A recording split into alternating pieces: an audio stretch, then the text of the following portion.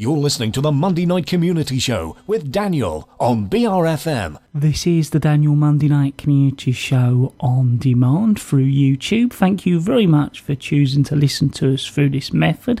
If you'd like to keep up to date with when I add new interviews, then subscribe to this channel. I thought we were going to be speaking to Ian first. As always, it's great to have you here in the studio. Thanks for having us again, Dan. It's been a really busy summer. We've had a really busy summer. It's been the third year of our RNLI Lifeguard service, which James will detail in a second. We had the annual Paul Trigwell Island Run, again another successful run. We successfully retained the Blue Flag and Seaside Awards. We had our first Go Try event along the seafront. We've been heavily involved in the Beachfields project to improve the area around Sheerness Pool and towards the sandpit. And in May we had the Marine Conservation Society Beach Clean with local Marks and Spencer staff who came along and helped clean up Walden Bay Beach. In June we saw the first pilot project of the Meet the Lifeguard Week, which I'm sure James will mention soon. And in August we saw the now annual Sunset Stroll in aid of Cancer Research UK, the annual Sheerness Show, which has been going 20 odd years, the Promenade event, which utilised the seafront as well. And we also recently jointly hosted with the Sweet Hut and the Swale Vehicle Enthusiast Club the first classic vehicle show along Minster Lees, and it was really, really successful. Unfortunately it started raining at 1:30, so we had to, all the cars suddenly all went, but up until then the promenade was packed, and we'll be looking to make that an annual event as well. So, has there been any issues or problems? It's the nature of the game, I'm afraid. Of course, we constantly have the dog fouling issue and the fly tipping issue, which is the same all around the country. The petty vandalism, and obviously the life rings going missing all of the time, which is a bit frustrating when they're 15 quid a head. And just a reminder, really, to everyone that you can report online all issues of dog fouling and fly tipping. Just go to the council website www.swale.gov and look for the links to what you want to have a look at, and especially if you're wanting to look up dogs on leads orders and so on, or where dogs are allowed in the summer when the beaches are being used as well. Also, I don't know if you do witness any antisocial behaviour that goes along seafronts, I would urge you to dial 101 so the police are aware of the problem happening. The biggest problem in the summer for me has been a 4x4 abandoned off of Laysdown Beach, and which has been a headache for over a month now. I've tried many different avenues, but because it's so far out, I think we've never had one like that before. It's been impossible to get in. So I do plead, if anyone is a vehicle recovery specialist, please do get in contact with me.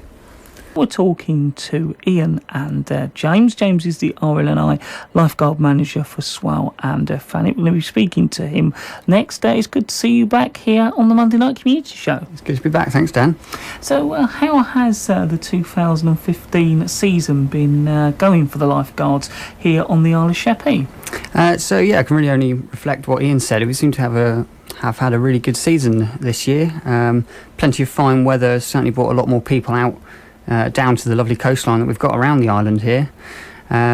Starting way back, we had a joint taster day for new potential lifeguards at the leisure centre, which was really well supported, and I'd really like to thank the leisure centre for all their support they've given us over this season as well.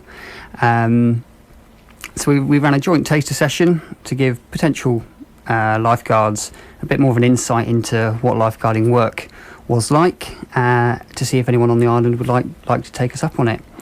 Then we ran a Meet the Lifeguards programme, which was a 1-week pilot programme for the Isle of Sheppey, where we send 2 lifeguards into the primary schools on the island to give them a 1-hour talk around beach and coastal safety, where they can then meet the lifeguards, try on some lifeguard uniform.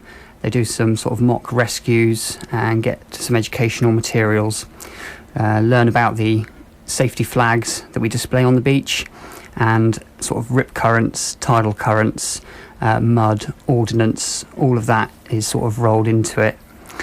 So hopefully if anyone out there is listening that knows any sort of primary school age children, hopefully they receive one of the talks.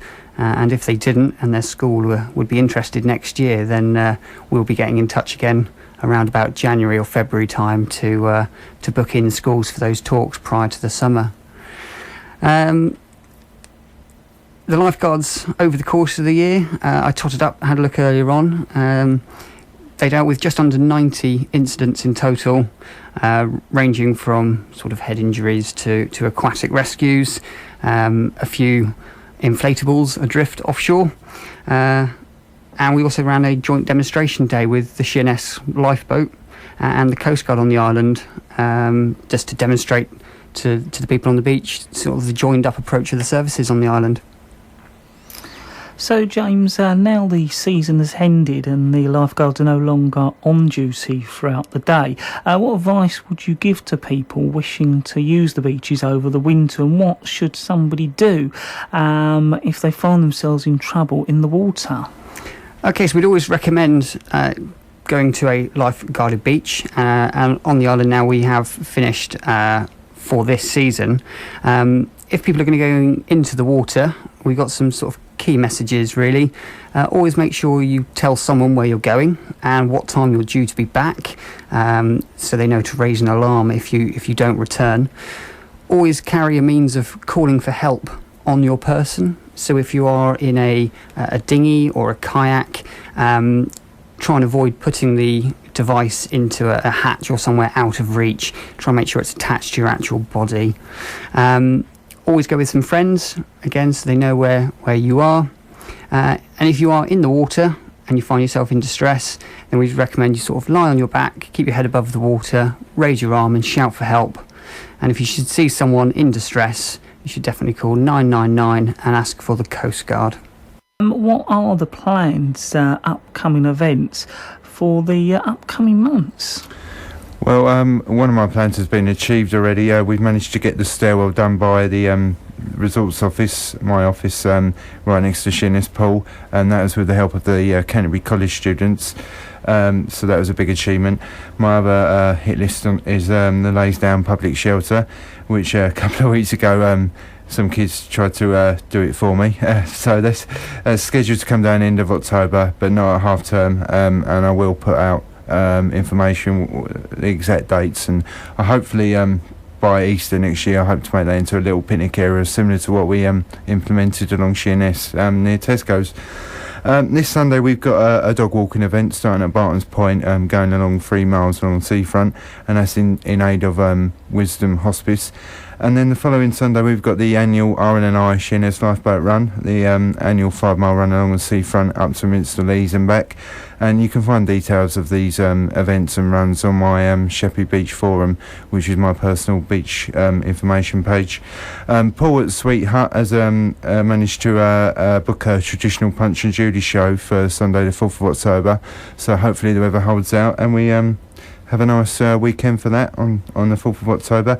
And also as part of the annual Marine Conservation Beach Watch weekend, on Friday 18th of September we're doing the Walden Bay Beach again, trying to blitz that. So if you're interested in signing up for that, then please go on their website www.mtsuk.org and look for that.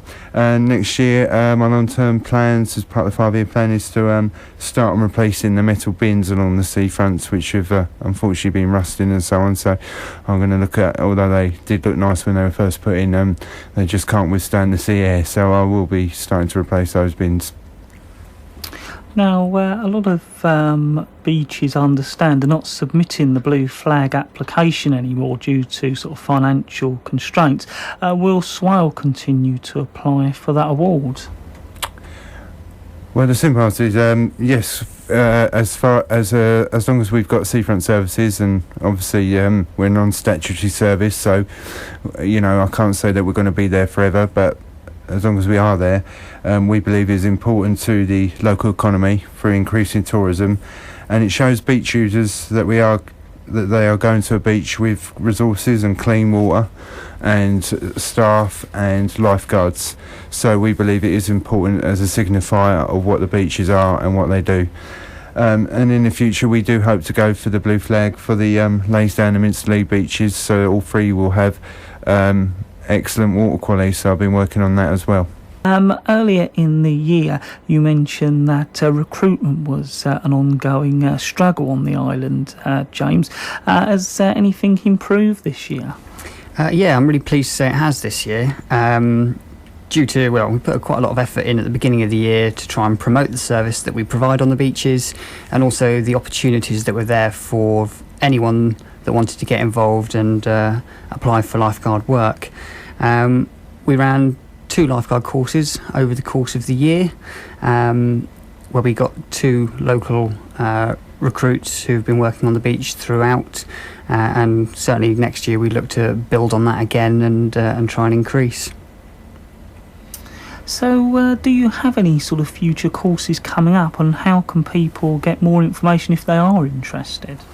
Yeah, so we will be running another course again. We usually start running courses around about Easter time, but that doesn't mean people shouldn't start training for it now if they are thinking of getting involved. If people are interested, then I'd recommend they sort of can drop me an email, which I'll give out at the end, or they can find us on Facebook, Twitter and Instagram by searching for RNLI Lifeguards South East, and that's where all our information will go. Or you can tweet, email and whoever else you want to get in contact with us, and I can pass that information across. And before you go, Ian, I was hoping you could just go over those contact details that might be of interest to our listeners. Yeah, sure, Dan. People can email me at seafront@swale.gov.uk, and also have a look at the website if you are going to report stuff, www.swale.gov.uk. My office number, if you want to call me, is 01795 66 7015. I will put a proviso in there because of the nature of my job. I am in and out of the office quite a lot, obviously having to be on the seafront, so please don't feel that I'm ignoring you. Either leave me a message or drop me an email instead. For the beach cleans, if you're interested in volunteering for the Marine Conservation Beach Cleans, I'd urge you to go to the website www.mcs.org/beachwatch. And just personally, on a personal level, in my spare time, I do some voluntary work for the prostate cancer charity, and if you're interested in getting them in to give you a talk to your employees or group or club, then just email me, ijarnell@aol.com. Well, Ian and James, as always, thank you very much for coming along. We always appreciate it, and it's good to have you up here updating us. Thanks a lot. Thank you. That is Ian and James right here at the Monday Night Community Show this evening.